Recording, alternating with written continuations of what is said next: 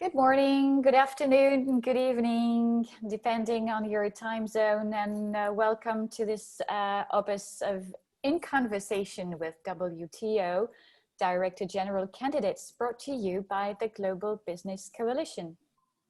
I am your host. My name is Rachel Chazela-Bellogy. I'm Secretary General of the GBC. And you all know the activities of the GBC, obviously. And you know that as part of these activities, information and intelligence sharing are really important. And as part of this activity, today it is our privilege to greet Mr. Hamid Mamdouh. Mr. Hamid Mamdouh is currently, as you know, and that's why you came here for, is candidate for WTO DG position. He's a lawyer. He's also visiting professor at London University, and is a former director of trade, services, and investment at WTO. So welcome, Mr. Hamid Mamdouh. Thank you for having me. Thank you. Thanks for accepting our invitation despite a very busy agenda given the circumstances. This is really a pleasure and an honor for us. Thank you. During this session, this 1 hour session, we'll have the opportunity to listen to you, Mr. Mamdouh, for up to 15-20 minutes. You will kindly address your views about the institution in your program, and then you will engage in questions and answers, hopefully with the audience. And before we start, please allow me to introduce Mr. Mohamed Kassem, who will moderate the webinar and ask questions to Mr. Mamdouh on behalf of the audience. Mr. Mohamed Kassem is Chairman and CEO of World Trading Company and is a board member of the Federation of Egyptian Industries. Welcome, Mr. Kassem, and thanks for accepting our invitation. My pleasure, Rachel. Thank you very much. Well, I now leave the floor with great pleasure to Mr. Mamdouh for about 15 minutes. Please, Mr. Candidate, the floor is yours. Well, thank you so much, Rachel. It really is a great pleasure to be with you today in these circumstances. I would have preferred very much to be with you in person, but that's beyond our control, of course. But this is coming also at a very, very particular time. And in the context of this session today, I would start with my starting point when I addressed the General Council, 164 members of the WTO. And I said, I believe firmly that the WTO now needs a different kind of leadership.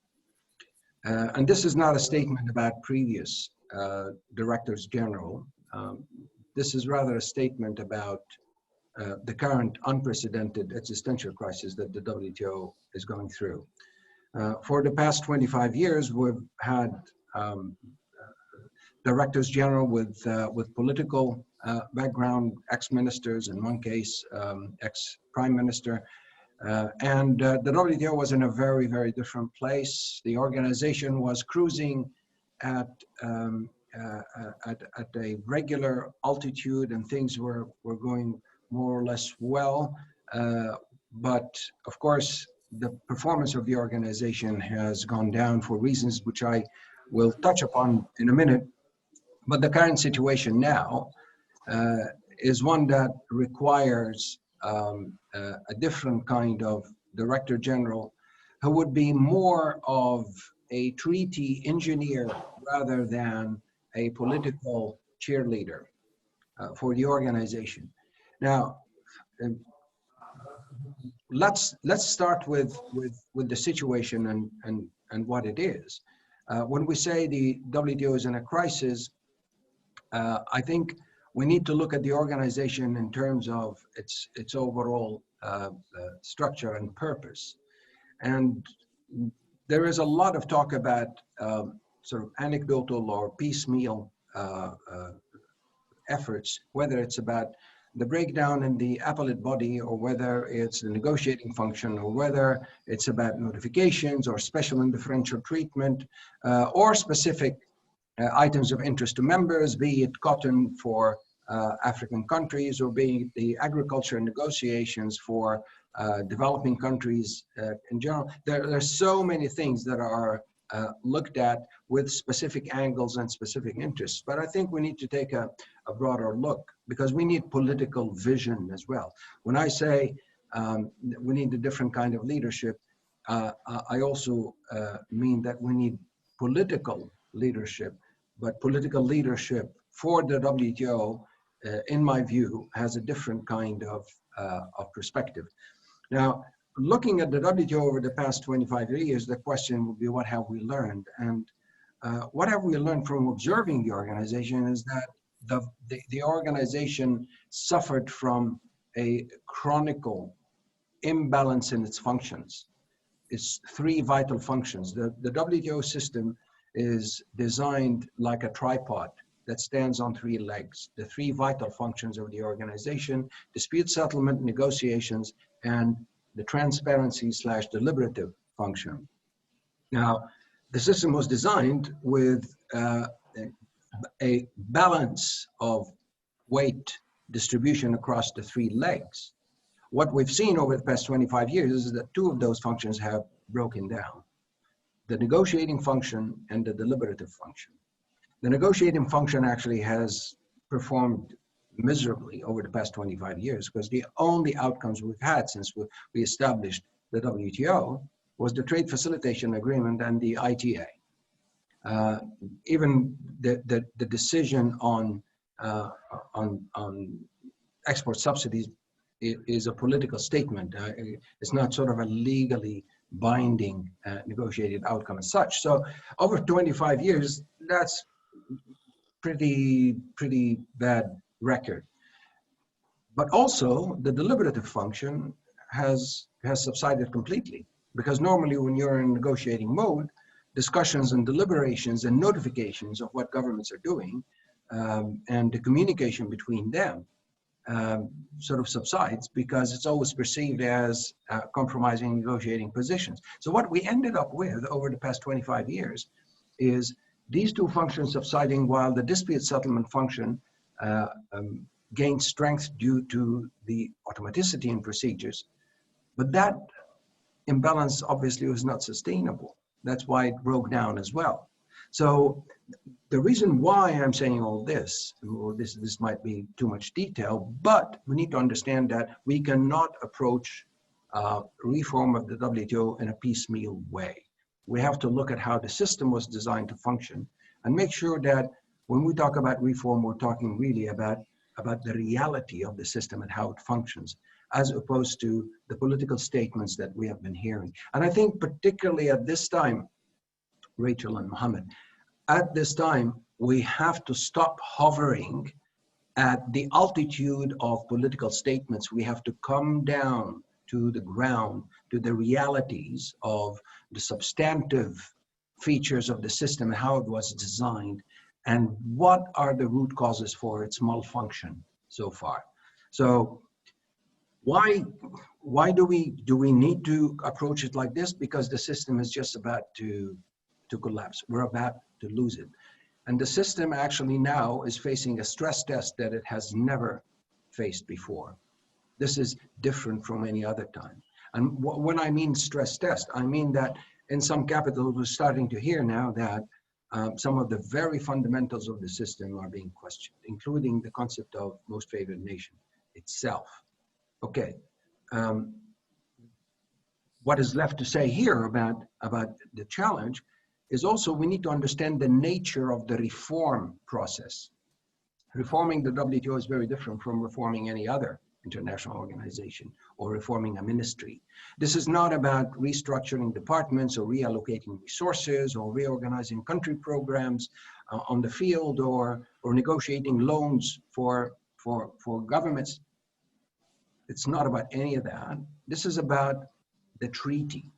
This is about reforming the functioning of a treaty, which is a contract between sovereign governments. And we all know The only way to reform a treaty is through negotiations. Reform will have to come through negotiated outcomes.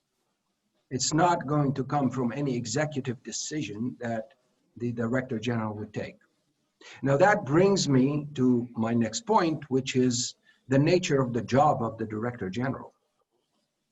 Because the discussions that are taking place, including in the media, seem to sort of implicitly assume that the Director General would come with the executive powers and the political clout to take decisions which would put things in order.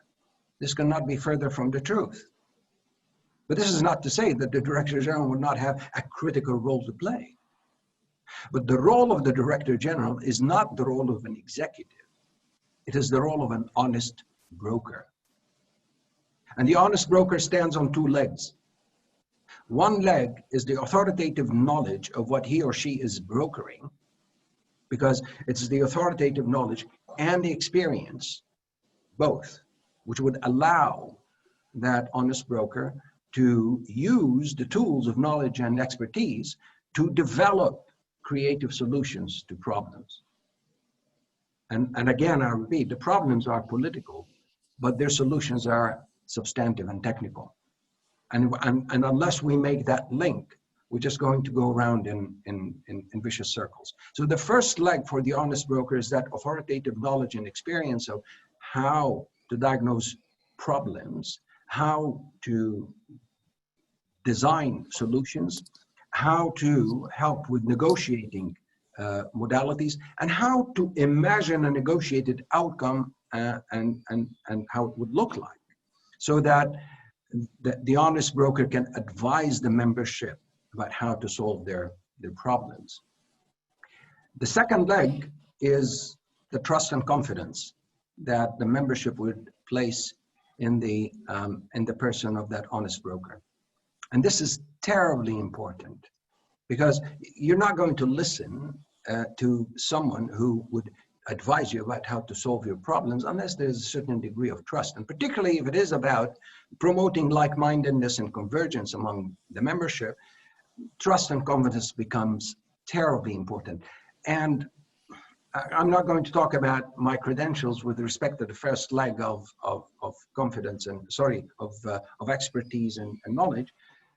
But I would say something about the second leg, which is confidence and trust. And here I'd say that I'm extremely privileged that over the past 30 years since I left the Egyptian government, I stood at equal distance from all WTO members, and I have always been their trusted advisor and friend. This actually became a lot clearer to me when I left the WTO 3 years ago. And I joined the private sector. I joined the law firm King & Spalding in Geneva, and then I joined academia, and then I continued what I was doing into WTO as a trusted advisor and a trusted friend. And ambassadors, delegations, capital-based officials would come to see me for consultation and advice. They don't come anymore to see the senior director of the WTO, but they come to see the trusted friend and advisor. That, I think, is a huge capital for any honest broker to step into this situation and use that goodwill and trust in order to start promoting convergence. Now, the honest broker, what would be the first thing to do is to inspire in the membership what I would call the enlightened self-interest in the system. Because we all know the system is important, because trade is important. We know that already. We all know that the only way to expand trade is to have a rules-based system in order to guarantee the stability and predictability of trading conditions. We all know that. But can we reaffirm, can we restore our sense of common purpose? That would be the first thing that the honest broker would do. And then we would start unpacking the problems and look at each one of them and see how do we move forward. But it has to be according to a political vision. And this is the kind of political vision which would rely heavily on a keen and intimate substantive knowledge of the system and how it functions, and also a good diagnostic view of what went wrong over the past 25 years, and therefore where do we need to start. There are so many specific issues, and I'm sure in the discussions now we're going to get into them, so I won't get into any of the details. But the other thing that I would like to highlight here about the reform process is that in the reform negotiations, we have to keep in mind that we're doing reforms because they're necessary. And we're doing reforms because we want to improve and strengthen the system. But like any negotiation and like any adjustment to any treaty, such negotiations would carry risks with it as well. So we have to be very, very careful and make sure that the negotiating process for reform does not lead us to a WTO minus territory. And as I said, we're starting to hear even some questioning of some of the fundamentals of the system. We have to be very, very careful and acutely aware of the value of what we have already, so that whatever reforms we go through would build on what we have, not subtract from it. But again, the role of the Director General, as I see it now, is the role of a thought leader, a trusted thought leader, and not the role of an executive. And we need to understand that, because when we're looking at a selection process, we need to size up the job first and what needs to be done, and then look at the candidates. In some cases, we do the opposite. We look at the candidates, and then we see some attractive attributes, and we see some desirable criteria, but then in the process of doing so, we miss the essential attributes that we need in a Director General. Now, I don't want to prolong these introductory remarks, because I would like to devote most of the time to questions. I'm sure that my old friend Mohammed Qasim would have a long list of friends that, long list of questions that he would like to ambush me with. So I would give him ample opportunity to do that. And I look forward very much to hearing questions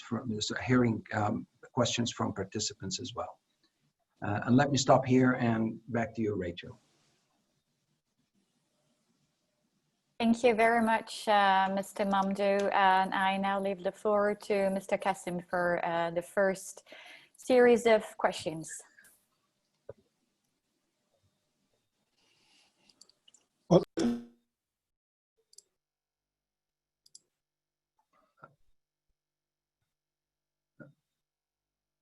I think you need to unmute him. yeah, I did. Yeah. Well, thank you, Rachel. Thank you, Hamid, for giving me the opportunity to raise some question. Ambushing, I'm not into that, but definitely a lot of people would like to know, why are you running? What made you decide to run for this very critical job at this very critical time? Well, it's a very good question, and some people ask me, why now? You've had your career in the WTO, building the system and running it running important parts of it for years. Why now? And the answer to that question is pretty personal, really. I truly believe in the system. I truly believe in the values that it represents. And I also believe in the tremendous contribution that trade makes to countries around the world. As I said, the objective of this system, I mean, the WTO is not an objective in itself. I think you have the brochure that I put out for my candidacy, and one of the things that I say there is that we should not just discuss the future of the WTO, but we should focus more on the WTO of the future. And I feel that at this point, there's so much that I can impart with the membership, because let's not forget, I came to Geneva in 1985 as Egypt's negotiator to the GATT. And that's when we were about to start the biggest reform project in the history of the multilateral system, which is the Uruguay round. And the experience of reforming a treaty system is full of lessons. Lessons both by way of mistakes that we shouldn't repeat, and we've had quite a few of those, and the enabling elements for success that we need to recall and adjust to the current situation. And by the way, when I refer to the past, I don't suggest at all that we should repeat the past. Actually, we should not repeat the past. But what I'm saying is that we must learn from it. And we have a very, very long past. Don't forget that the Uruguay round transformed the little cottage we called the GATT into the big mansion that we call now the WTO. And that process was based on a very sound political vision, but it was also based on a very sound approach to trade negotiations in terms of how you organize modalities and how you design treaty negotiated outcomes. There's so many nuts and bolts to understand. That's why I was saying in the beginning, we have to stop hovering at the altitude of political statements and platitudes, and we really need to get down to the ground of where we find the roots of problems and where we will find eventually our solutions. So I think of all this, and I think of the previous experience, and I look at my my history in the system, and even I look at what I'm doing now after I left the WTO, and then I look at the WTO and the existential crisis that it's going through, and I say, it's almost, I feel it's almost a moral obligation, but it's more than that. It's also the passion of what I've spent my life being privileged to be part of in terms of design, in terms of construction and building it. And I was making the analogy previously about my how do I see myself in this, and I'm saying that the WTO is definitely a member-driven system, but in order to drive, your car must be in a working condition.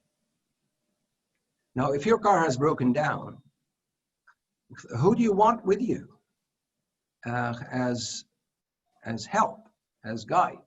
Would you rather have one of the engineers who helped design and build the car and run important parts of it, who would be able to help you unpack the problems, take it apart, look at where the problems are, have good diagnostic analysis, and help you with suggested solutions, put the car back together and get it in a running condition? Or would you rather have a political figure? This sort of perception that we need an ex-minister to head the WTO is written nowhere. It is a perception, and this is what we've been doing for the past 25 years. The question is, if we want to continue doing what we've been doing, that's absolutely fine. That's the prerogative of the membership. But all these come together and provide the answer to your question, Mohammed, of why am I running? Because I think it's time now to think about leadership in the WTO in a different way, because these are different times. So back to you. Thank you, Hamid. You used in your introduction the word existential threat that faces the WTO. In your opinion, what are these threats and challenges that are facing the WTO now and in the near future? That's a very good question, Mohammed, because the answer to that question needs to be provided against the backdrop of the challenge, the phenomena that have eroded the WTO effectiveness over the years. And I've identified three phenomena really that we need to understand clearly, politically as well, not just substantively. The first is the leadership deficit. The WTO has been suffering from a leadership deficit since the financial crisis of 2008. And that's a huge problem. We've always enjoyed the the leadership of the United States and its alliance with Europe since 1947, since the old gap, and the WTO and the Uruguay round were successfully put together on the back of that alliance and on the back of that leadership, and the running of the WTO continued. Now, this is no criticism, I'm not pointing fingers at anybody, but the world has changed, and the leadership deficit now needs to be addressed. And probably the one-party leadership model might not be easy to restore. So we probably would need to think of a different leadership formula, which is more coalition-based. That's a complicated conversation, and I don't want to digress in that now, but that's the first phenomenon, the leadership deficit. The second phenomenon, which is very substantive and none of the political leaders have been talking about, but it is such a huge reality now that we need to understand, which is the increasing complexity of trade policy issues. Now, the interface between trade liberalization and the rising tide of regulation, for legitimate reasons, but rising tide of regulation, is confronting trade negotiators and trade policymakers with unprecedentedly complex questions that require different kinds of conversation from what we have been having. Just to give you examples, look at the digital trade area. This interface between how do you liberalize digital trade and allow cross-border and cross-jurisdictional business while at the same time you give regulators the sovereign space to introduce regulations on privacy, cybersecurity, online consumer protection, even national security. All these are necessary regulations, but inherently trade restrictive. So what is the kind of trade policy conversation we need to have here? It's a conversation that says, hey, we cannot interfere with the sovereignty of regulators, but we need to have a dialogue with them about how can we ensure the least trade restrictiveness of the instruments that they use. That's a very delicate and complex conversation, but it's also a very necessary conversation, because the reality is, if you're an e-commerce operator in the market somewhere in Africa, it's very difficult to do business with the European market unless you're GDPR compliant. So how are you going to bridge the regulatory diversity gap in ways that preserve sovereignty while at the same time inflict the least trade restrictive effect on trade? And this is just one example. If you look at the negotiations on fisheries subsidies, you'll see another example, because the complexity is of a different nature. Fisheries subsidies is a very important negotiation because it's the first time ever that a trade negotiation aims at making a concrete contribution to a global agenda of environment protection. It's the first time we have a trade negotiation with that kind of angle, that kind of objective. And there will be more demands like this of the WTO. So again, we're talking about the WTO of the future, which would need to operate differently. That's a huge challenge. The other phenomena, or the third, is the fading common purpose. As I said in the beginning, we need to restore the sense of common purpose in the WTO, because this is the thing that would allow us to move in a common direction. As I was saying to the membership, I said we all realize that we're in the same boat, but we're not rowing in the same direction. So when I try to answer your question about what are the biggest challenges, I say the biggest challenges really is A, to restore the common sense of purpose, B, put together a political vision for where the WTO needs to go. And this is not rocket science. We're not starting from zero. You just have to look at the preamble of the Marrakesh Agreement establishing the WTO to restore that common sense of purpose and common sense of direction. And now we're going to have to come to terms with the interface between politics and the political tensions and the trading system. Now, we see that manifested in the confrontation between the United States and China. Okay. Now, how do we deal with that? What do you expect from the honest broker in a situation like this? I would see that as one of the biggest challenges. But again, we need to have a good diagnostic sense to realize the cause and effect. Start that conversation by realizing the cause and effect relationship between the dysfunction of the WTO and those trade tensions, because they're linked to a very large extent. The tensions that we see between US and China now are the result, not completely, but to a large extent, result of the dysfunction of the WTO.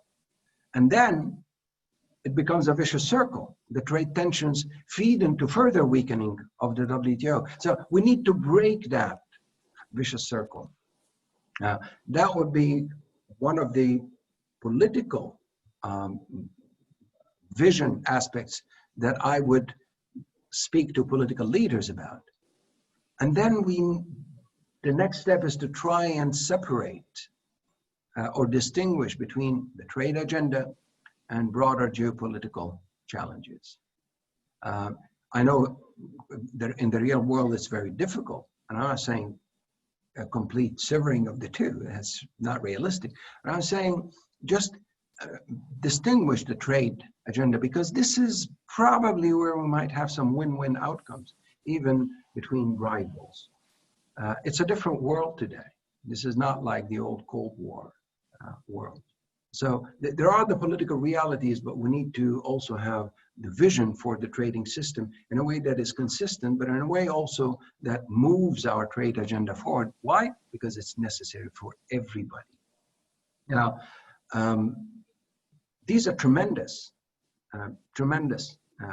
challenges. Now, on top of that, because your question was about what challenges the WTO facing, on top of that, we have COVID-19. Now, COVID-19 is a huge shock to the global system at large, not just on the trade front.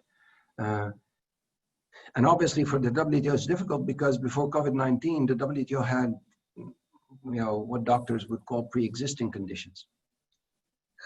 So the impact of COVID-19 is even heavier on the WTO. But we need to, again, unpack the problem and see what sensibly can we do about it. And here, I would say for the WTO, we need to distinguish between short-term and emergency trade measures taken and the long-term, in which we would need to see a strong WTO that would support economic recovery. And there, of course, the focus would be on WTO reform. But again, that's another discussion that I don't want to digress into. So back to you, Mohammed. Well, I think you painted a picture that's full of challenges. And my question to you now, how are you going to address these challenges? What kind of leadership you are going to provide to overcome these huge challenges? That's the main question that relates also to why I'm running. I think what is needed at this point is to have different kinds of conversations, seriously. Conversations that are less emotional, less politicized, more business-like, more evidence-based substantive policy discussions. And with the trust and confidence in an honest broker, we need to put on our problem-solving creative thinking caps, because there are solutions. I do have ideas about how to solve specific problems, but there's nowhere to take them. There's no process, you know. And one of the things that I think a WTO Director General should do in this situation, one of the things is to create a mainstream WTO reform discussion, a process.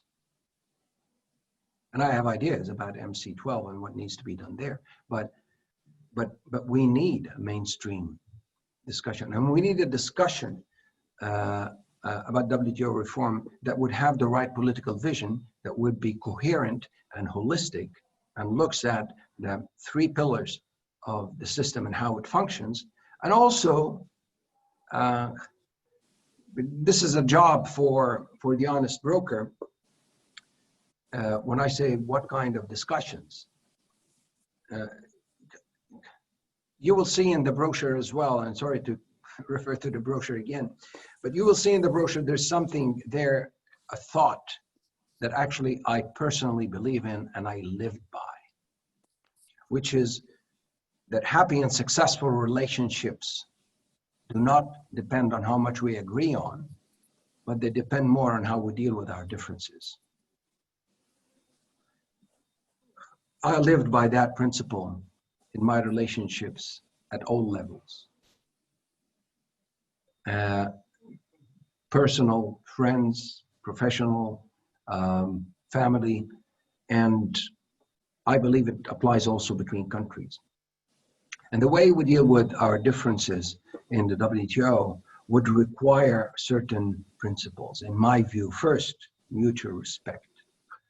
Second, empathy for each other's problems and political imperatives, because not everything that makes substantive sense at the negotiating table is politically viable at the domestic level. These are the realities of today. Third, we need to mobilize our patience to listen to each other. And we need to be less emotional in our reactions and less politicized. And then fourth, we need to have that kind of problem-solving approach. But all this needs to come under sort of umbrella thought that we do have a collective interest in this. This is why in the beginning I was talking about the enlightened self-interest. I would mobilize every argument I have and every rationale to inspire that enlightened self-interest, so that members would start looking at the WTO as the solution and not the problem, because this is where the solutions might be found. And the Director General has a huge convening power, and the Director General has access to political leaders. The question is, when you have access to political leaders in capitals, what do you do with it? What kind of conversations you have with them? And when you have the convening power to ask ministers to come and meet in Geneva or to bring ambassadors around your table, what kind of conversation are you going to have with them? And the conversation really is not about preaching. You don't preach to them. You don't tell them what to think, but you help them with how to think. There's a very big difference. And then the Director General would have to, take some risks, but without losing credibility, because that's the second leg, the trust and confidence. Now, of course, in terms of processes, we have to be transparent, inclusive, we have to generate trust. I mean, everybody talks about these things, but how do you do it? You see, we keep talking about the what, and we don't talk about the how. And even political leaders keep talking about the what we need to do. Yes, we need to do this. We know that.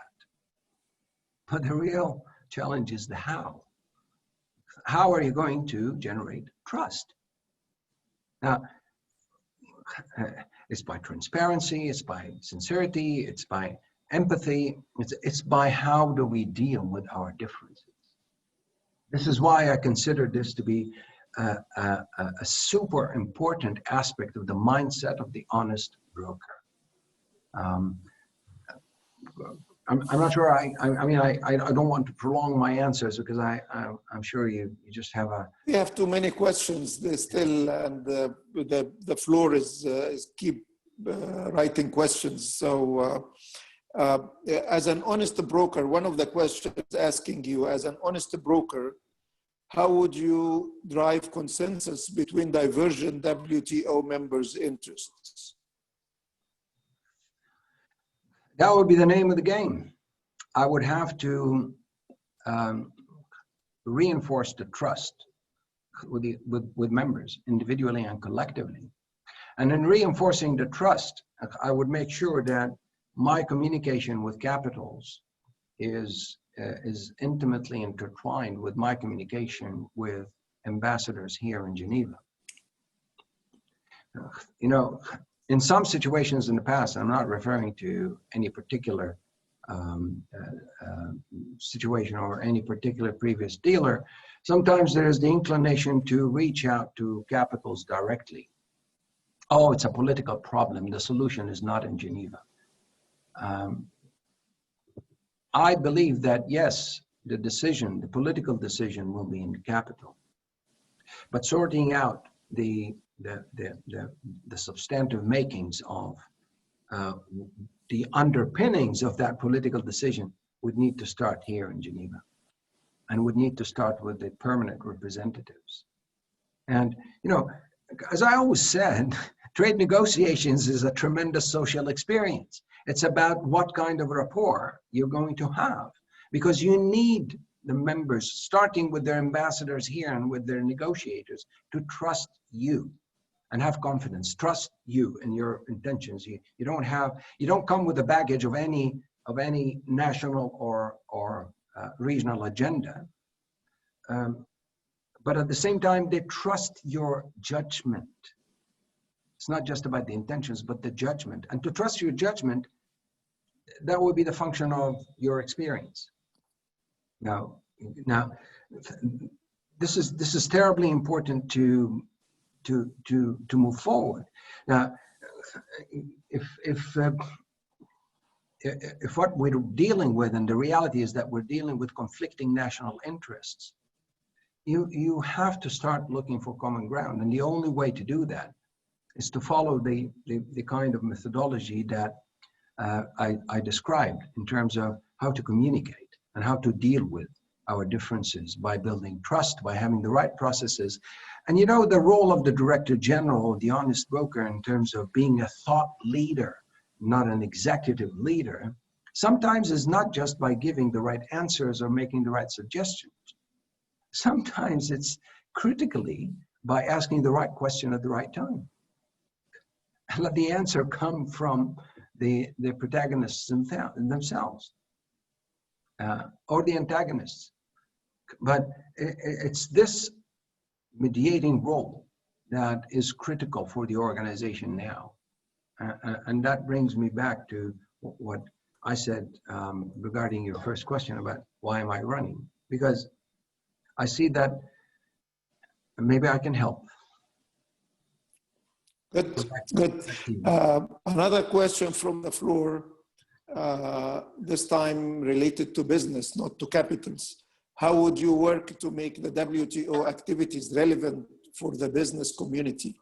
What sort of outreach would you foresee undertaking?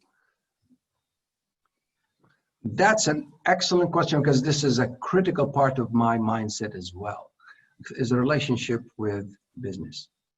Why do I consider it a critical relationship? Because business operators are our end users. It's not the governments. Our end users are the business community. And that's why I've always been looking at business as the reality check. That brings me back actually to my history in designing and drafting of the Trade and Services Agreement. Because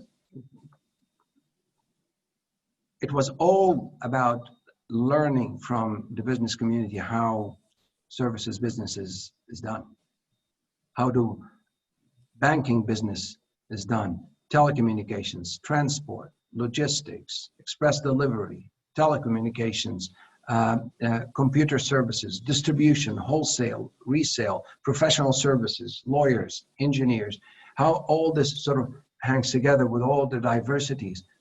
And the relationship with the business community was key in successfully concluding the negotiations on the services agreement. We learned from them. They were my reality check all along. And I am doing exactly the same thing now. Now I'm doing the same thing with all business organizations around the world on trade negotiations in relation to e-commerce. I have been playing a very active role in advising businesses, big and small companies, but also advising delegations on the ongoing e-commerce negotiations.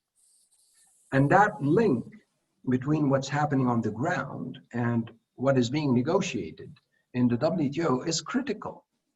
Otherwise, there's no point in what we're doing.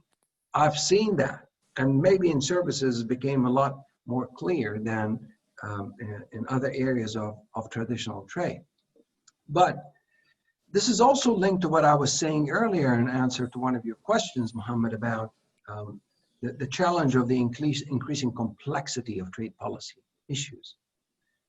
If I'm going to advise on how do you manage this interface between liberalization of cross-border digital trade and regulations on privacy, cybersecurity, or other areas of regulation, I would need to be in constant contact with the private sector and the business community to understand better how they do their business and how trade rules affect their business and how regulations affect what they do. I've just co-authored a paper for the World Economic Forum at the end of last year on cross-border data flows and trade policy. It deals with that kind. It's going to be increasingly complex, and we have to look into new areas of trade policy disciplines that we haven't looked at before. A good example in the area of digital trade is going to be about regulatory cooperation, because some of these problems of interface between liberalization and regulation might not find their solution in trade rules, but might find their solution in regulatory cooperation arrangements. But we would need to strengthen our trade rules on those arrangements, like the privacy shield between the EU and the US, so that those regulatory cooperation arrangements do not end up being discriminatory instruments. How do we make sure that these arrangements actually are done on a non-discriminatory basis, based on whoever complies with my set of conditions would get the same treatment? The outcomes would be different because not everyone will comply. But these kind of sort of simple approaches need to be embedded in our trade rules so that we don't see a fragmented world, and then that frustrates the very, very objective for which the organization is based. I have a very specific question about the e-commerce. But before we go to that, I want to ask you, as an African candidate, how do you see the Pan-African FTA impact on the African economy and the relationship between Africa and other economies around the world? I think Africa is in a very good position now to start progressing very positively on the trade front. I see the African Trade Area Agreement as a terribly important step forward, a historic step actually, because it's an expression of big statements on trade. First, it's an expression of how much the African continent believes in the importance of trade as an engine for growth and development. Second, It's also a statement about how much the African continent attaches importance to trade rules as a means of guaranteeing the stability and predictability of trading conditions. And third, but you need to look closer into the details of the agreement, it's also a statement about how African countries believe in the design and architecture of WTO as a treaty, because a lot of the features of what you would find in the African Trade Area Agreement is actually very similar to the WTO agreements, be it on services, on goods, or on other aspects of the treaty itself. Now, having said that, I would have to emphasize two things: that it's not just regional trade that is critical for Africa. Global trade is also. That's why the WTO is also critical for African countries. And the second point is that if trade is important for African countries, then we need to look at the problems that are inhibiting intra-African trade growth. And those problems are not just going to be resolved by signing a trade agreement. There are some structural problems within the African continent that would require attention, and they're not found. The solutions are not completely found in the trade policy agenda. And here I mentioned specifically problems of connectivity, be it digital or physical connectivity. You know, if you need to, in order to ship products from East Africa to West Africa, they have to go through Europe, you have a problem of connectivity, and that's inhibiting. So we need to look at the entire set of enabling factors for trade growth within the African continent, and then place our view of the agreement in that respect. But certainly, it's a historical step, and African countries, if I give them a piece of advice now, is please, please, please, let's pay more attention to our trade policies. Good. Still have three questions until something would come from the floor, and we have about 7 or 8 minutes. The next question is about the e-commerce negotiations. What are your views on this? My views on this is that it's overdue. And I think we need to also look at this within the broader context of the negotiating function of the WTO itself, because there's a lot of tension and a lot of heartburn about the plurilateral the nature of these negotiations. And here, this is one of the areas where I think the Director General can play an important role by having the right kind of conversations to understand the concerns of those countries who are saying, oh, these negotiations undermine multilateralism. So I would like to understand why, because it's a very confused conversation about plurilaterals. If we're talking about plurilateral processes, we need to distinguish processes from outcomes. Thank you. Sorry. Oh, I lost you, Hamid. Can you repeat that, please? There's a very confused conversation going on about plurilaterals. And the starting point is that we need to distinguish processes from outcomes. If we're talking about a plurilateral process that produces a multilateral outcome, that's a very different story, and this is what is happening now. A plurilateral process, negotiations among a subset of the membership, open to whoever wants to join, the results of which would be applied to everyone, and non-participants would be benefiting from it. And non-participants would have the legal procedures to ensure that such outcomes do not enter into force if they have anything that undermines existing legal rights of non-participants. Then the question is, where is the problem? These are the kind of negotiations we've been having for the past 70 years of the history of the system. If we're talking about plurilateral outcomes, whereby we have outcomes, the beneficiaries of which would only be participants, that's a very different story. But this is not what is going on now in the e-commerce negotiations. So you need to clarify the process. And then look at what is going on in terms of substance, I have a lot to say about that, because as I just said, I've been really advising the private sector as well as ambassadors and delegations here on these negotiations after I left the WTO. The substance is necessary, it's overdue, and it needs to get us into this area of complex issues relating to the interface between liberalization and regulation.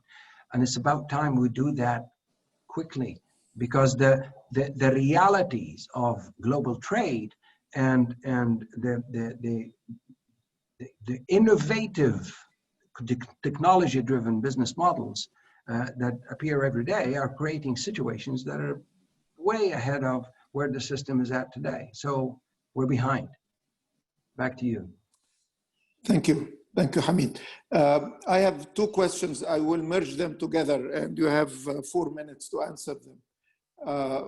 We were talking about reaching an outcome.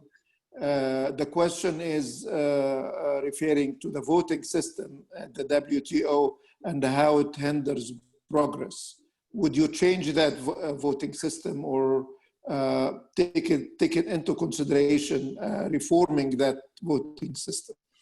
The second part of the question is, what are your priorities for the next ministerial meeting? Okay. The first question about voting system, I assume what you meant is the consensus rule. Yes. Because the consensus rule tends to effectively give a veto to whoever does not agree. Now, I would not suggest at all that this rule would be changed, at all. But what I would emphasize is that we do not need to impose a consensus requirement where it is not legally required. In other words, we don't need to have a consensus to discuss something in the WTO. We can discuss anything we want. The deliberative function of the WTO is open. Now, we do not need consensus decision to launch a plurilateral negotiation. You have the Information Technology Agreement. It was launched, conducted, concluded, and entered into force without one single consensus decision, and nobody objected. You have the Services Agreement, which even calls for plurilateral negotiations among the membership. These are the kind of intellectually enlightening conversations, and less politicized, that are needed in order to clarify where the concerns are. I would invite those who have concerns. I would say, I would like to help you, but I would need to understand where the problem is. And then you provide, with the knowledge and expertise, the answers that lay bare what the system says. So I would not change the consensus rule. I would just make sure that it's not imposed where it's not necessary. And that would actually relieve the system of a very, very big drag factor. Your second question about MC12 is critical, in my view, because I see MC12 as the turning point, the next station, the point at which we need to move the WTO into positive territory, to restore its credibility, but also project its vision. And I see two sets of issues as priorities for MC12. The first is about reform, and the second is about ongoing negotiations. And on reform, I would need, I would call for an agreement on a reform agenda, but a comprehensive one that projects vision and provides insights, but also says something about the process and where this reform is going, and lays down the principles necessary for that reform exercise. For example, that we should not diminish what is there in the system, we should build on it. In other words, to avoid the risks of subtracting from the system. But that's one set of issues. And the second is on ongoing negotiations. I will start with fisheries subsidies. They have to be concluded. It would be embarrassing if we're not capable of concluding it. There are so many technical questions there about how you customize outcomes in order to apply special and differential treatment in a dynamic way. And then we also need to look at the ongoing negotiations on e-commerce, on investment facilitation, on domestic regulation and services. We're not going to conclude any of these, but I think we need to register concrete progress with a roadmap going forward about what we're going to do with those items. And then more broadly, we need to look at the Doha issues that have been left behind. That's the broader negotiating agenda of the WTO. You know, in Nairobi, ministers did not agree on Doha framework. That was a code word for the process, but they agreed that Doha issues would be addressed on a priority basis, and issues like negotiations on agriculture, including cotton for African countries, negotiations on liberalization of services, on NAMA, non-agricultural market access. All the Doha issues are not going to go away. So what are we going to do about these issues? If we are credibly going to restore the negotiating function, then we have to give that attention. So very quickly, and I'm whizzing through the two questions, that's where I see the critical nature of MC12, and it's got to be a turning point for the WTO. And we don't really have time. We have to hit the ground running, leading towards that point, assuming that it would still take place in June. If it doesn't, we need an alternative, but we need a ministerial. We need we need to reboot the WTO system, even if the pandemic, and I hope not, makes it difficult, but we need to look for a different arrangement. But the WTO system needs a reboot. So back to you. Well, thank you very much, Hamid. And I would like to thank Global Business Coalition and friend Rachel for giving me the opportunity to moderate this important session. And we wish you the best of luck. And I hope to see you soon. Thank you, Rachel. Back to you. Thank you very much, Mr. Kassim. It's been a pleasure to have you in, and please accept on behalf of the GBC members our sincere and warm thanks for moderating Mr. Hamid Mamdouh's session. And thank you very much. I wish to extend my thanks to you, Mr. Mamdouh, for your words today and for sharing your views on the institution, and for making yourself available with such a busy agenda. And we wish you the very best for the coming days and weeks, and we'll be following what's coming next. Thank you very much also to our audience for joining today, and we wish everyone a pleasant day, afternoon, or night, depending on your time zone. Thanks again, and goodbye. Thank you so much. Thank you, everybody. Thank you, Rachel, and thank you, Mohammed. Bye-bye. Goodbye.